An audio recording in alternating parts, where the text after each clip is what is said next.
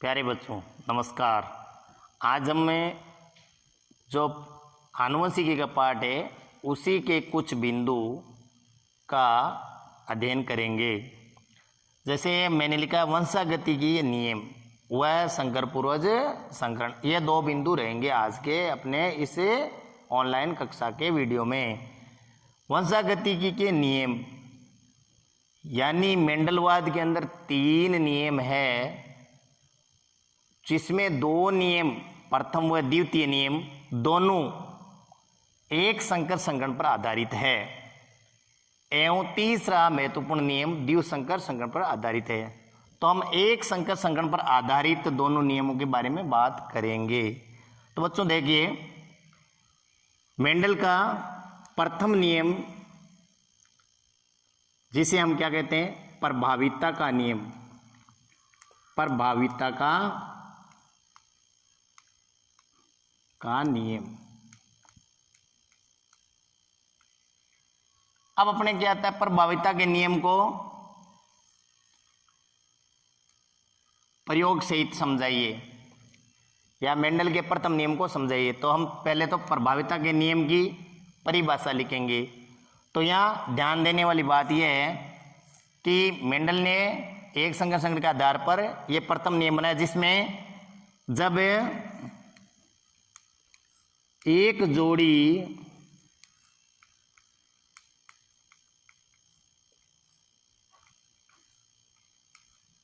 विपर्यासी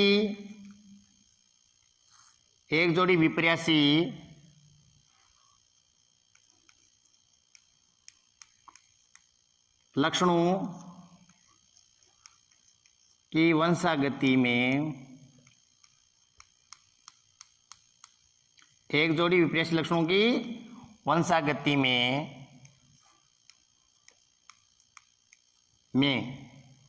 जो लक्षण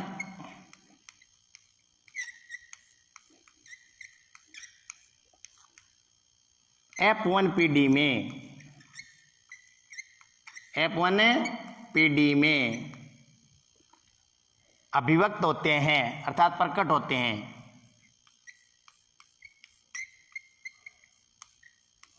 अभिव्यक्त होते हैं,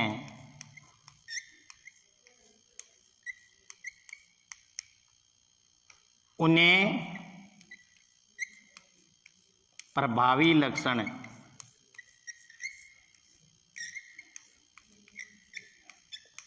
एवं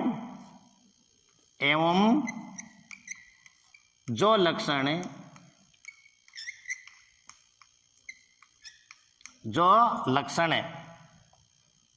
F1PD में प्रकट नहीं होते हैं, F1 में प्रकट नहीं होते हैं, अभिव्यक्त नहीं होते अर्थात दिखाई नहीं देते हैं, दिखाई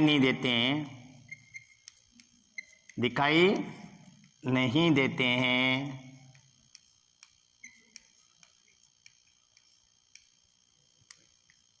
उन्हें अप्रभावी लक्षण कहते हैं। क्या कहते हैं? अप्रभावी लक्षण।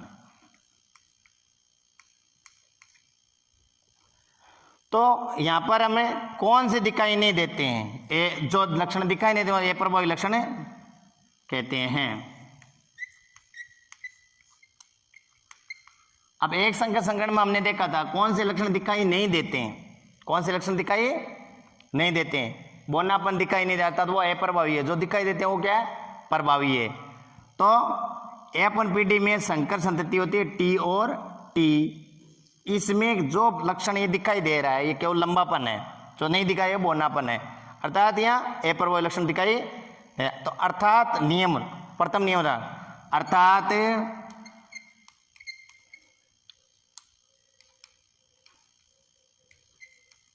जब प्रभावी लक्षण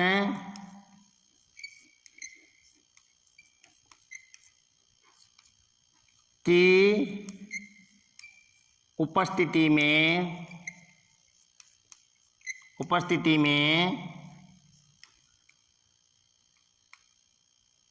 अप्रभावी लक्षणों का, अप्रभावी लक्षणों का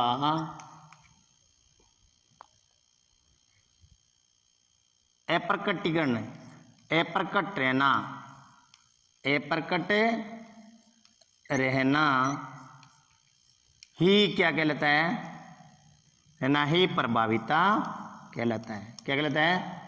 प्रभाविता कहलाता है, कहलाता है। अतः इस प्रथम नियम के अनुसार क्या हो गया कि प्रभावी लक्षण की उपस्थिति में अप्रभावी लक्षण दिखाई नहीं देते हैं। यह था मेंडल का प्रथम नियम। इसका क्या लाभ है? क्यों अधिकांश आनुवंशिक जो बीमारियां होती है वो अप्रभावी जीनों के कारण होती है, और यदि उनके साथ प्रभावी जीन आ जाएं तो अप्रभावी जीनों पर उपस्थित रोग कारक प्रकट नहीं होते। अर्थात हमें वंशागति के अंदर जो आनुवंशिक रोग है उनके इस प्रकार से रोक सकते हैं, उसका उपचार कर सकते हैं एक पीढ़ी से दूसरी पीढ़ी तक। तो यह था प्रभाविता का नियम। इसका चेकर बोर्ड वही रहेगा एक संकर संगठन का, वो जैसे जनक पीढ़ी से एपन पीढ़ी तक। तो देखिए भैया, इसको और अच्छी प्रकार से ये आपने लिख लिया होगा। और अच्छी प्रकार से समझने के लिए मैं आपको चेकर बोर्ड का वापस बता देता हूं। जैसे बड़ा टी ये ले सकते हैं, दूसरा भी ले सकते हैं कोई लक्षण, और ये स्मॉल टी स्मॉल समयुग्मजी प्रभावी समयुग्मजी अप्रभावी। प्रभावी ये इसलिए है क्योंकि ये प्रकट होते हैं, इनसे युग्मक बनेंगे ये वाला, और इससे युग्मक बनेंगे स्मॉल टी। अब यदि इनका संकरण करवाते हैं अर्थात पर परागण करवाते हैं तो बड़ा टी और छोटा टी, इसमें जो लक्षण अपने आप को अभिव्यक्त कर रहे हैं, कौन सा अभिव्यक्त कर रहा है? लंबापन। अर्थात ये प्रभावी लक्षण है। कौन सा नहीं कर रहा है? बोनापन। ये अप्रभावी लक्षण है। अर्थात प्रभावी लक्षण को प्रति अप्रभावी लक्षण प्रकट नहीं होते, इसे ही प्रभाविता कहते हैं। इस नियम को प्रभाविता का नियम कहते हैं। मेंडल ने एक संकर संगठन के एपन पीढ़ी तक, यानी पेरेंट्स पीढ़ी थी ये, पेरेंट पीढ़ी से एपन पीढ़ी तक अपने वंशागति का प्रथम नियम को सत्यापित कर दिया। अब है इससे आगे एपन पीढ़ी के पौधों से आगे चलते हैं तो द्वितीय नियम। कौन सा नियम द्वितीय? मेंडल का दूसरा नियम है जिसे हम कहते हैं द्वितीय नियम। द्वितीय नियम कहते हैं पृथक्करण का नियम। पृथक्करण का नियम।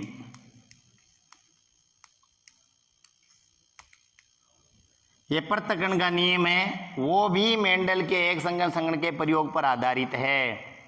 तो पृथक्करण का नियम, इसके 3 नाम है। मेंडल का द्वितीय नियम, पृथक्करण का नियम, विसंयोजन का नियम और युग्मकों की शुद्धता का नियम। ये सब नाम इसी के हैं। कितने नाम? 3 प्रकार के। इसमें मैं बताता हूं कि एपन पीढ़ी के सभी पौधे संकर विषम युग्मजीव होते हैं। जब इनसे एक पीढ़ी से अगली पीढ़ी पर इसकी वंशागति करवाई जाती है तो विषम युग्मजीव पौधों के प्रभावी अप्रभावी दोनों लक्षण साथ रहते हुए भी एक दूसरे से संदूषित नहीं होते हैं। अर्थात जब इनसे नए पौधे नई पीढ़ी बनेगी जिसमें युग्मक बनेंगे तो ये युग्मक पृथक होकर के अपने आप में शुद्ध कहलाते हैं। अर्थात युग्मों का विसंयोजन होना, बिखर जाना, इसे कहते हैं युग्मों की शुद्धता का नियम। तो यहाँ परिभाषा लिखता हूं मैं, यह बता देता हूं मैं आपको। जैसे एपन पीढ़ी में क्या थे? बड़ा टी, छोटा टी, बड़ा टी और छोटा टी। अब इनसे यदि हमें अगली पीढ़ी प्राप्त करेंगे F2 पीढ़ी, तो ये देखो संकर संतति विषम युग्मजीव जिसमें प्रभावी अप्रभावी दोनों लक्षणों को नियंत्रित करने वाले कारक साथ साथ रहते हैं, एक दूसरे को प्रभावित कर सकते हैं। यानी प्रभावी लक्षण दूसरे को प्रभावित कर सकते हैं, लेकिन इसको क्या नहीं कर सकते? इसको क्या नहीं कर सकते हैं? इसको यह देखो ये प्रभावी है, इसको प्रभावी नहीं बना सकते। अप्रभावी है, इसको अर्थात ये इसको दूषित नहीं कर सकते हैं। क्या नहीं कर सकते? दूषित। इसे बना ये देखो ये पृथक हो गया और ये पृथक हो गया। ये ऐसे ही नर युग्मक है, और इधर क्या बन जाएंगे, मादा युग्मक। इसमें भी यही है, ये पुंकेसर में स्त्री कैसर है, परंतु विषम युग्मजी के दोनों कारक साथ साथ रहते, एक दूसरे से संदूषित नहीं होते, और युग्मक बनते समय एक दूसरे से पृथक हो जाते हैं, अर्थात विसंयोजित हो जाते हैं। देखो, जुड़ना या दोनों साथ मिलना, संयोजन अलग अलग होना विसंयोजन कहलाता है। विसंयोजित होकर के अलग अलग युग्मक चले जाते हैं, युग्मक अपने आप में शुद्ध कहलाते हैं। अर्थात परिभाषा देखो कि एपन पीढ़ी के संकर संतति विषम युग्मज होती है, जिसके प्रभावी अप्रभावी कारक दोनों साथ साथ रहते हुए भी एक दूसरे को संदूषित नहीं कर सके, बल्कि F2 पीढ़ी के लिए युग्मक बनते समय दोनों एक दूसरे से पृथक होकर के शुद्ध हो जाते हैं। अर्थात इसमें युग्मकों की शुद्धता का नियम, अलग अलग होना पृथक का नियम, बंटना विसंयोजन का नियम भी कहते हैं। इस प्रकार से जो जीवों में जो लक्षण आ गए वो धीरे धीरे क्या होते हैं, पृथक हो जाते हैं। क्या हो जाते हैं, पृथक। अर्थात हम अनुपयोगी लक्षणों को इस विधि द्वारा हटा भी सकते हैं। ये था पृथक्करण का नियम, अर्थात युग्मों की शुद्धता का नियम, विसंयोजन का नियम। ये दोनों मेंडलवाद के नियम एक संकर संगरण पर आधारित है। अब हम बात करेंगे आज संकर पूर्वज संकरण। संकर पूर्वज संकरण ये अपना इसका सेकंड है। अभी भैया एक और रह गया, तीसरा नियम है, वो इस प्रयोग पर आधारित नहीं, वो क्या है, द्विव संकर संगरण पर आधारित है। अर्थात हमें अभी हम बात करेंगे किसकी, तीसरा जो नियम है वो तो हम पढ़ेंगे द्विव संकरण संगरण के प्रयोग के बाद। अभी हम पढ़ेंगे संकर पूर्वज संगरण। इसको देखो अंग्रेजी में कहते हैं बैक क्रॉस। क्या कहते हैं, बैक क्रॉस। तो ध्यान दें आप, यहां मैंने बोला F1 पीढ़ी में विषम युग्मजी बड़ा टी छोटा टी संकर संतति होती, ये F1 पीढ़ी का है।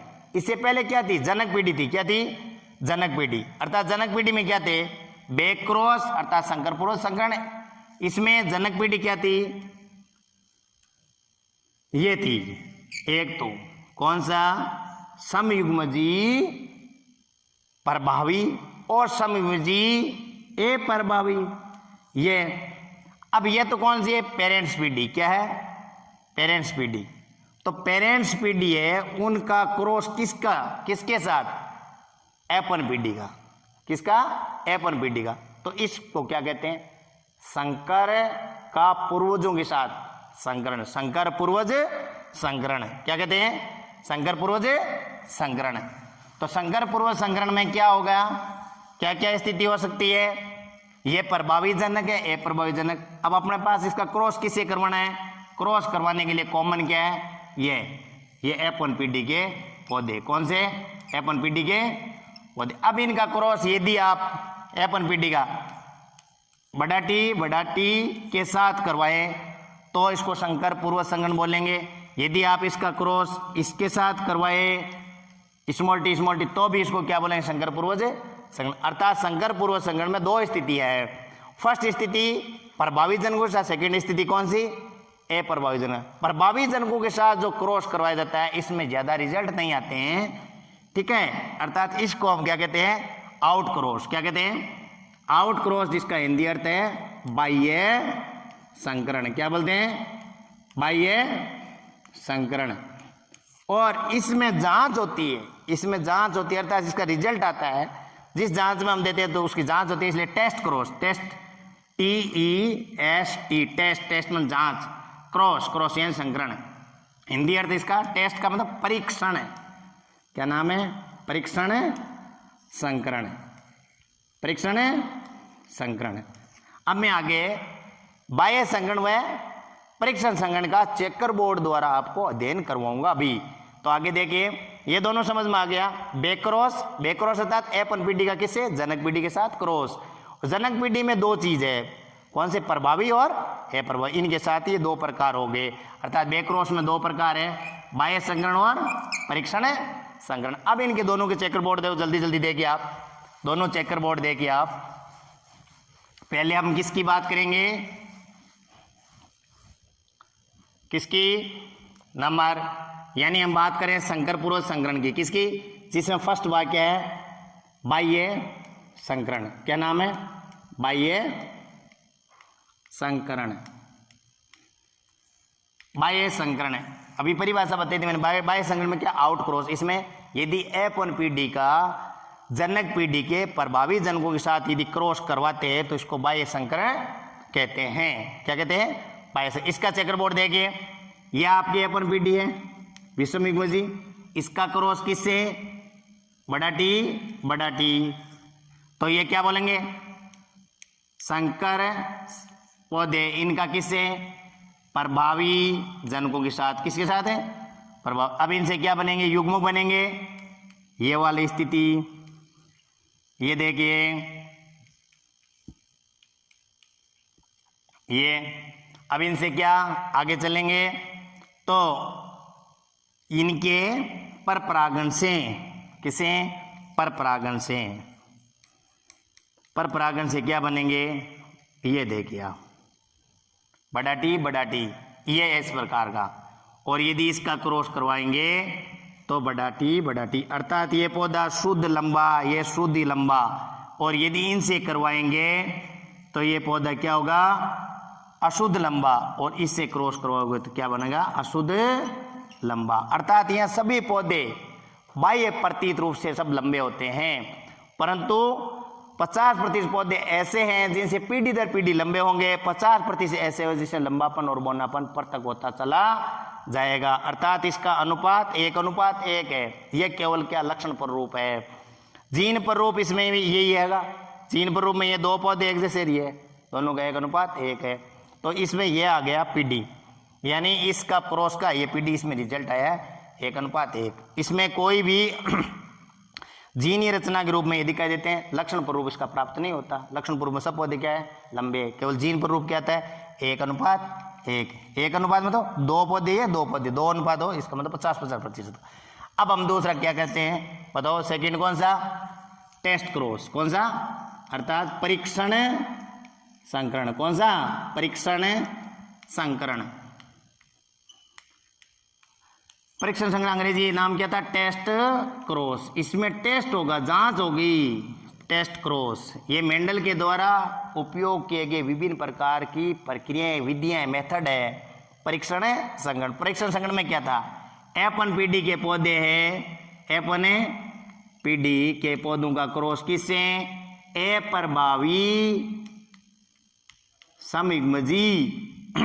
तो ये क्या था, ये तो ये कॉमन है दोनों में, बड़ा टी छोटा टी। और इसका अप्रभावी समयुग्मजी क्या हो गया, शुद्ध बोनापन।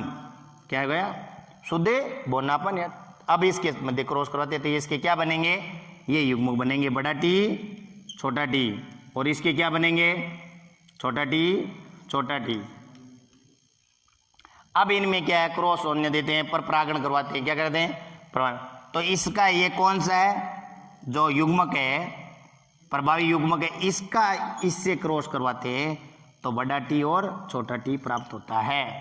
और यदि इसका इससे क्रॉस करवाते हैं तो बड़ा टी और छोटा टी। अर्थात ये दोनों पौधे लंबे हैं, लेकिन कैसे हैं, इसकी जीनी रचना में ये अशुद्ध लंबे हैं। और इनका दोनों से क्रॉस करवाते हैं तो क्या आता है, देखिए आप, ये देखिए, बड़ा छोटा टी, स्मॉल टी। और इसमें स्मॉल टी। ये 50% पौधे क्या आते हैं, बोने आते हैं। क्या आते हैं, बोने। अर्थात इसके अंदर क्या छुपा हुआ है, इसके अंदर बोनापन छुपा हुआ है, क्योंकि प्रभावी लक्षण कारण ये दिखाई नहीं था, ये यहाँ पर जांच होती है। और यहाँ अनुपात आता है आपका लक्षण पर रूप अनुपात 1:1, और जीन पर रूप अनुपात भी 1:1 आता है इसका। तो इसका यहाँ पर जो पीढ़ी प्राप्त होती है, इसमें ये जानकारी हो जाती है 1:1, जीनोटाइप एंड फिनोटाइप दोनों, इस प्रकार से जांच होती है। ये दोनों मेंडल के द्वारा किए गए बेक्रॉस के प्रक्रिया है। तो मैंने बोला था मेंडल की सफलता के कारण में हम ये भी लिख सकते हैं, मेंडल ने अपने प्रयोगों को सुनिश्चित करने के लिए किसका, बेक्रॉस, संकर पूर्वज संकरण जैसी विधियों को अपनाया था। तो ये दोनों आपको आने चाहिए। ये और वो कौन सा, एक संकरण। इनके चेकर बोर्ड बिल्कुल समान है। अभी हमने एक जो रेखा चित्र बनाए, इनके चेकर बोर्ड में से बना सकते हैं, इस प्रकार से एकदम बिल्कुल समान है। अब अपना अगला टॉपिक रहेगा कौन सा, द्विसंकर संकरण। संकरण और उस पर आधारित स्वतंत्र अपव्ययन का नियम। अतः बच्चों इसका ध्यान करेंगे आप और इसको अपने नोट्स में अच्छी प्रकार से बनाएंगे। तो कल हम पढ़ेंगे द्विसंकर संकरण और उस पर आधारित स्वतंत्र अपव्यय के नियम को। धन्यवाद।